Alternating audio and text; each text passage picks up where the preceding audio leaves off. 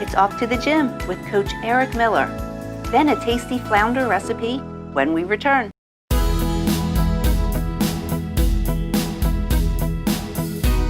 Eric, as a strength and conditioning coach, I always like to get your opinion on exercises and workouts. So I have a question for you today. What's the one exercise that you see performed most improperly in a gym?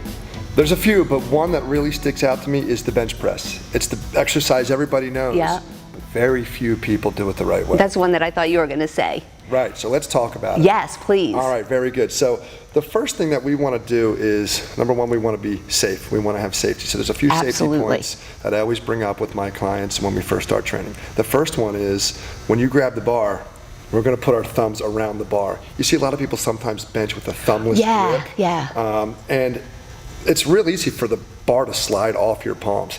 If we use this safety device here called our thumbs, we lock it into place and we're not going to lose the bar and have it fall. So even with a spotter, if you have it in the palm of your hands, the spotter's not necessarily going to be able to catch that if it slips off. So I always require all of my trainees to bench with their thumbs around the bar. Makes sense. The second thing is I always bring people on board about is, if you're going to be benching alone, I don't recommend bench pressing by yourself in your basement. This is such a good tip.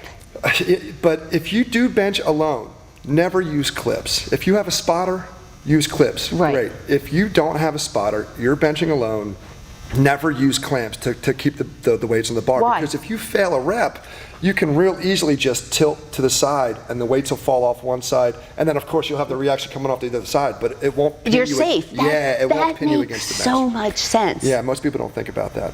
So another thing I see a problem with in the bench press is the setup. When people set up on the bench, they sit with their head too far behind the bar. And then when they're pressing, they run into the J hooks here. And it kind of ruins their bar pad. And then you know, if it's a rep that's kind of tough for them and they run into the J hooks, it's going to stop all your progress. Or it's going to make you have to go into an improper bar pad. So always when I have people set up, their eyeballs need to be even with the bar or slightly in front of the bar, so we don't hit the J hooks. And then we have points of contact. Of course. So both of your feet want to stay in the ground. So shall I? Go ahead, let's do it. Let's set up. I'm going to be your demonstrator here. Perfect. So we always want to make sure, go and sit down, plant your feet in the ground, and for most people, a squat stance is generally where you're going to be. Whatever squat you use to do squats, that makes sense. You can do that with the bench press. One of the things beginners do all the time is they pick a leg up when they're benching, it gets heavy and their feet come off the ground.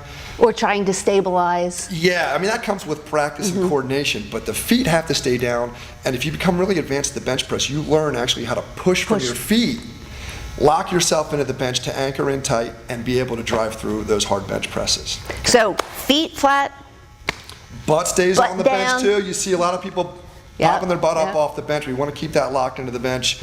Shoulder blades are squeezed tight together against the bench, and then we're going to keep the back of your head against the bench too. Okay, so you're lined up really well here. The eyeballs are even with the bar, actually slightly in front, which is great. And then we got our points of contact all set up. Next thing is the grip.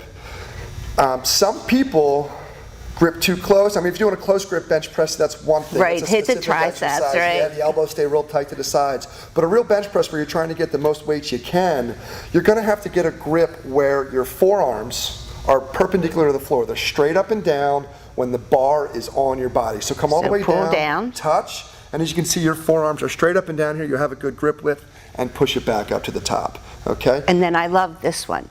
Boom. And then when we... Yes, and then when we rack the bar, I always tell my people, hit the backboard. Back, and then slide it down. Slide it into the hoop, because if you try to swish it into the J hook, you can miss. It's a miss, and next thing you know, that thing's on your face again. I always like to go, look, and then down. Perfect. A lot of people, when they bench press, they let their elbows shoot out way wide to the side. So they come out here like this. Oh, and then I'm up and the bar's too high, and it also puts some stress on your shoulders. So if we come back here, we're gonna so you're gonna come down lower and stand up real quick, and I'll give you a quick example. Okay. If I'm gonna push you, I would never try to push you or anybody else with my elbows up real high like this. I would keep them tucked into the side to try to push you over, because that's a stronger, more powerful position. And that's how we want to bench press. And you know, just the average person doesn't think of that when doing a bench press. That's right. So that becomes functional. Absolutely. Eric, that was awesome. Great. Thank you for that information. Thanks for having me.